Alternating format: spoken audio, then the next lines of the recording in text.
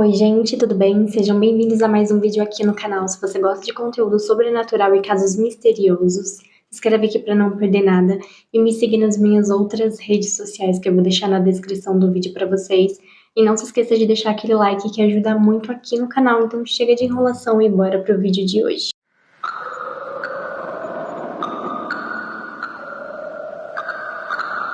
José Paz Bezerra nasceu no dia 12 de dezembro de 1945 em Alagoa Nova, na Paraíba. Seu pai sofria de hanseníase e o José era o principal responsável pelos cuidados com a saúde do pai. Quando ele tinha 7 anos, o pai dele acabou falecendo e eles estavam passando por muitas dificuldades e estavam vivendo em extrema pobreza. Com tudo isso, a mãe do José começou a trabalhar como garota de programa. Ela chegava a levar o José com ela quando ia se encontrar com homens. Na década de 50, José, sua mãe e sua irmã se mudaram para uma comunidade no Rio de Janeiro. Lá, a mãe do José começou a namorar e esse namorado dela não via nenhum problema dela ser garota de programa e os 4 foram morar todos juntos. A vida do José não era muito boa e com isso, quando ele estava com 10 anos de idade, ele acabou fugindo de casa e começou a viver nas ruas do Rio de Janeiro e vendia bala nas estações.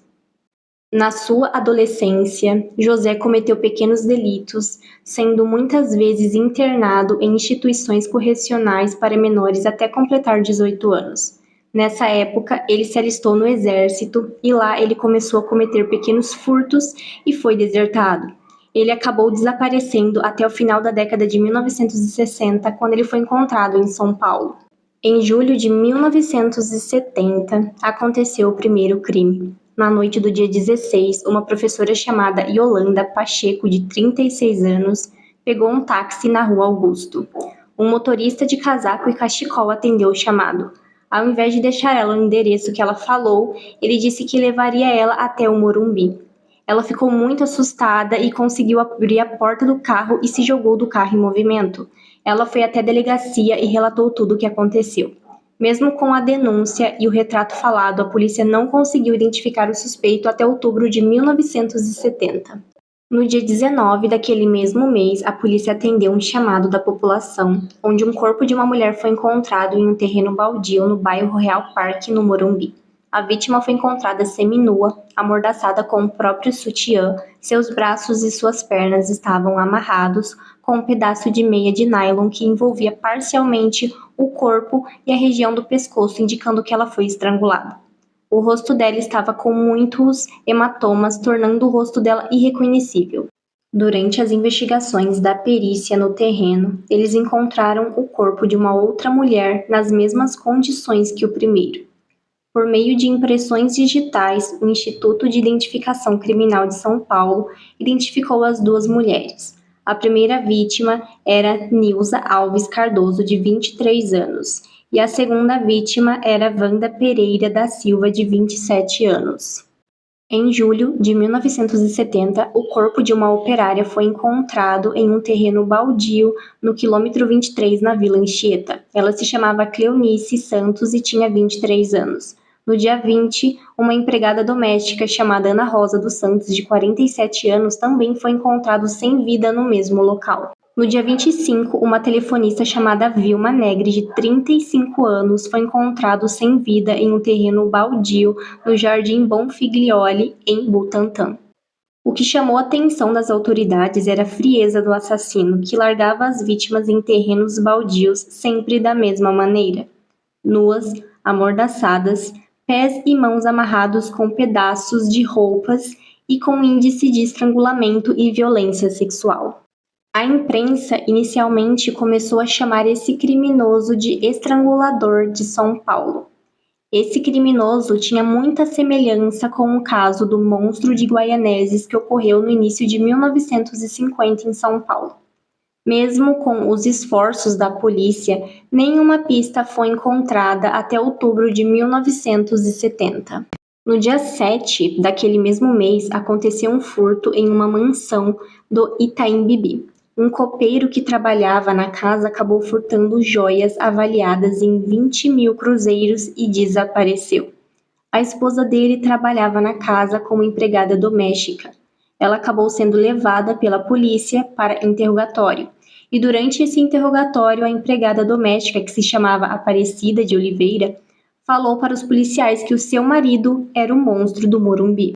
Após investigações em São Paulo e no Rio de Janeiro, a polícia revelou, no dia 14 de outubro, que o responsável pelo abuso e morte de 5 mulheres em São Paulo era José Paz Bezerra.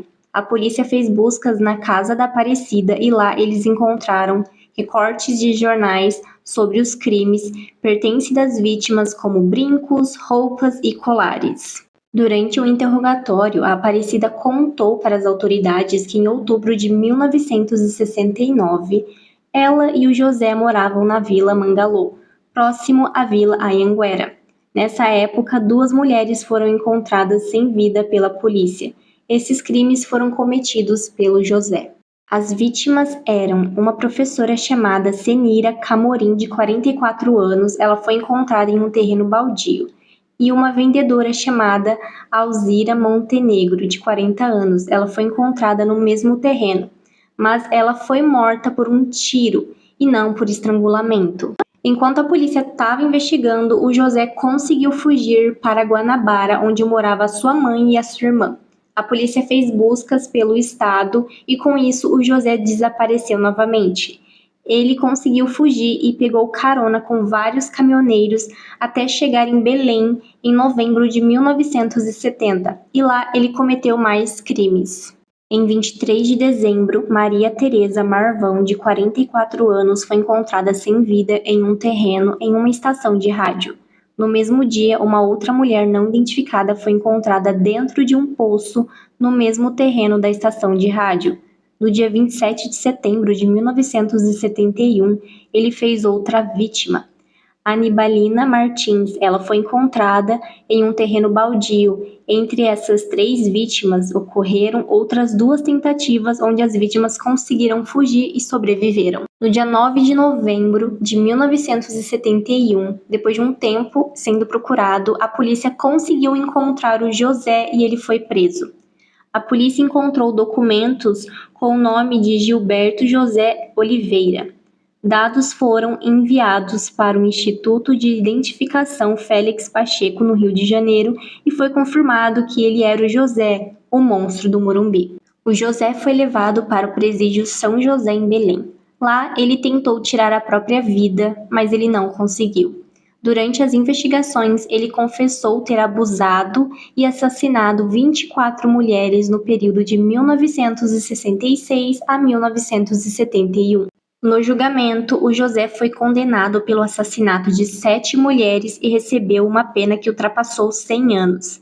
Inicialmente, ele cumpriu pena em Belém, mas depois ele foi transferido para São Paulo, onde cumpriu o restante da pena.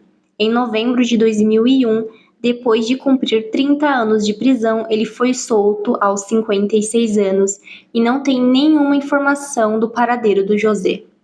O caso de hoje é um caso muito perturbador, não tem nenhuma informação do paradeiro do José até hoje, não sabe se ele ainda está vivo ou por onde ele anda. Se você já ouviu falar desse caso, comenta aqui embaixo. Não se esqueça de deixar aquele like que ajuda muito aqui no canal e a gente se vê em um próximo vídeo.